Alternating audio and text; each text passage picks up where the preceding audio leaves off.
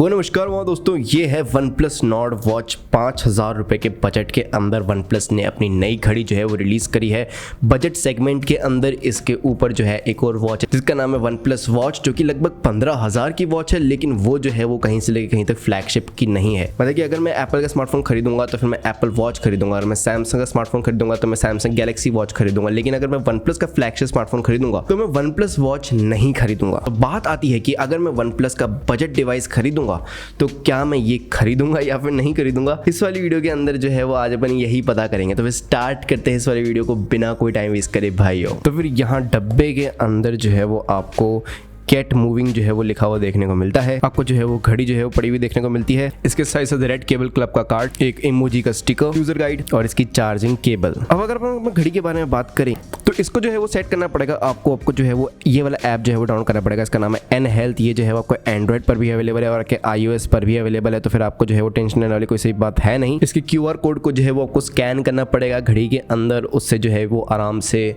ये जो है वो नोट कर लेगा। उसके बाद जो है वो पेयर हो जाएगा। आपको दुनिया भर की प्रोसेसेस जो है वो परमिशंस जो है वो ऑन करनी पड़ेंगी सेटिंग्स के अंदर जाके, ताकि वाला ऐप जो है वो सब कुछ जो है वो ट्रैक में रख पाए और हमेशा जो है वो बैकग्राउंड के अंदर ऑन रह पाए। एक बार अपनी सारी प्रोसीजर कंप्लीट कर दी तो फिर अपना मर्जी का जो है वो वॉच फेस लगा सकते हो। और अब जो है वो अपन घड़ी के ऊपर थोड़ा सा जो है वो फोकस करेंगे। तो यहाँ पे आगे की तरफ जो है वो आपको 60 हर्ट्ज की डिस्प्ले जो है वो देखने को मिलती है। इसका साइज जो है वो 1.78 इंचेस है और ये जो है वो एक एमोलेड डिस्प्ले है। इतना सब कुछ देने के बाद भी जो है वो वन प्लस ने इसके अंदर ऑलवेज ऑन डिस्प्ले की कोई सी फंक्शनैलिटी नहीं डाली है। तो अपेरेंटली ये वाली डिस्प्ले जो है वो आपको लगातार जो है वो टाइम नहीं दिखाएगी। आपको रेस टू वेक जेस्चर या फिर बटन वगैरह दबाना पड़ेगा, उसके बाद ही जो है वो आप टाइम को एक्सेस कर पाओगे। मैंने इससे भी सस्ते ऑप्शंस नॉइज़ और बोर्ड की तरफ से देखे हैं जिसके अंदर जो है वो ऑलवेज ऑन डिस्प्ले आती है। हालांकि मैं यहाँ पे इसको किसी से कंपेयर नहीं करने वाला। डिस्प्ले जो है वो काफ़ी ज़्यादा क्रिस्प है। यहाँ पे आपको 368x448 का पिक्सल रेजोल्यूशन जो है वो देखने को मिलता है और अपेरेंटली धूप वगैरह के अंदर जो है वो काफ़ी ज़्यादा अच्छे वाले एंगल्स जो है वो देखने को मिल जाते हैं। और बात करूँ मतलब अपेरेंटली आप इसको पकड़ के देखोगे तो अपेरेंटली बहुत ज़्यादा थोड़ी सी प्रीमियम जो है वो लगती है। इसमें कोई सी भी दो राय वाली बात नहीं है। तो जब आप इसके मटेरियल को थोड़ा सा छू के देखते तो फिर आप थोड़ा कंफ्यूज हो जाते हैं, क्योंकि पहली नज़र में जो है वो पहली बार छूने में जो है प्लास्टिक नहीं लगता और मेटल भी नहीं लगता। तो ये आखिर है क्या? तो यहाँ पे जो है वन प्लस ने जिंक अलॉय और प्लास्टिक को जो है वो मिक्स करके यूज़ करा है और अपेरेंटली बहुत ही ज़्यादा अच्छी लगती है। मतलब छूने के अंदर जो है वो कलर वगैरह शाइन वगैरह जो है काफ़ी अच्छी मारती है।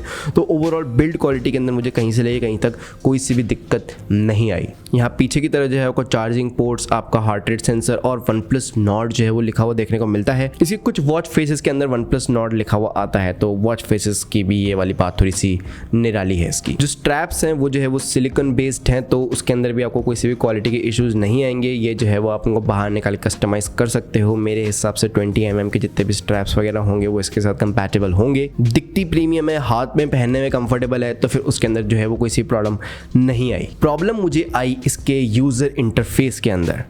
मतलब काफ़ी ज़्यादा लोग ये वाली तारीफ़ कर रहे हैं कि इसका यूज़र इंटरफेस जो है वो अपेरेंटली इसके राइवल्स वगैरह से जो है वो बहुत ज़्यादा अच्छा है और बहुत ज़्यादा सही है और 5 से 6 हज़ार के बजट के अंदर बहुत ज़्यादा अच्छा है। और कुछ लोग ये बोल रहे हैं कि इसका यूज़र इंटरफेस जो है वो बहुत ही ज़्यादा स्मूथ है, बट अपेरेंटली मेरे ख्याल से उन लोगों ने स्मूथ इंटरफेसेस देखे नहीं है। क्योंकि मैं मानता हूँ कि इसका यूज़र इंटरफेस जो है वो अपेरेंटली राइवल से जो है वो अच्छा है, बट फिर भी ये अप टू द पार, मतलब कि एक तरीके से वन प्लस के स्टैंडर्ड्स के हिसाब से जो है वो काफ़ी ज़्यादा नीचे है।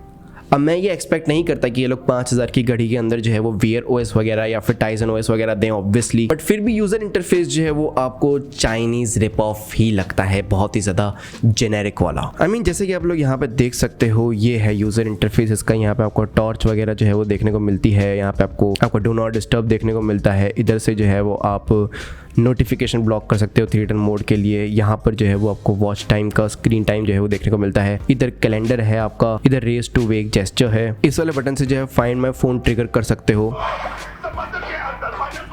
यहाँ से जो है ब्राइटनेस सेट कर सकते हो। ये वाला ब्राइटनेस स्लाइडर जो है वो मुझे बिल्कुल iOS के ब्राइटनेस स्लाइडर की जो है वो याद दिला रहा है। और जैसे ही मैं यहाँ पे iOS का नाम लेता हूँ तो फिर आपको जो है वो एक चीज़ बहुत ही ज़्यादा अजीब लगेगी कि ये वाली जो यूज़र इंटरफेस है ये पूरा का पूरा जो है वो एप्पल वॉच का इंटरफेस है, बट थोड़ा सा चॉपी है। मतलब उसका यूज़र इंटरफेस ऑब्वियसली बहुत ज़्यादा स्मूथ होता है। यहाँ पे आपको जो है वो हल्का सा थोड़ी सी चीपनेस आ रही है, मुझे समझ नहीं आ रहा। मतलब मैं ऐसा कर रहा हूँ, स्मूथनेस भी लग रही है, 60 हर्ट्ज की डिस्प्ले भी है और अपेरेंटली आपको थोड़ी सी फिजिक्स भी यहाँ पे देखने को मिल रही है, लेकिन फिर भी थोड़ी सी चीपनेस जो है मुझे महसूस हो रही है और पता नहीं किस में हो रही और ये मेरे ख्याल से इसका आइकन पैक ऐसा है या फिर ओवरऑल इसकी यूज़र इंटरफेस ऐसा है, बट फिर भी थोड़ा बहुत जो है वो महसूस होता है। और यहाँ पे आपको दुनिया भर के ऐप्स जो है वो देखने को मिलते हैं और ये बेसिक चीज़ें बताते हैं, जैसे कि वुमेन्स हेल्थ जो है वो आपको बताएगा वुमेन्स हेल्थ के बारे में। जैसे कि इधर कैमरा से जो है वो आप कैमरा के शटर को जो है वो कंट्रोल कर सकते हो। यहाँ नोटिफिकेशंस के अंदर जो है वो आपको नोटिफिकेशन मिल जाएंगे, कैलेंडर के अंदर आपको कैलेंडर मिल जाएगा। तो वही सारे के सारे ऐप्स आप यहाँ से जो है वो एक्सेस कर सकते हो। आपको वर्कआउट वगैरह के अंदर दुनिया भर के वर्कआउट मोड्स जो है वो देखने को मिलेंगे। यहाँ कैलकुलेटर के अंदर आप कैलकुलेटर को एक्सेस कर सकते हो।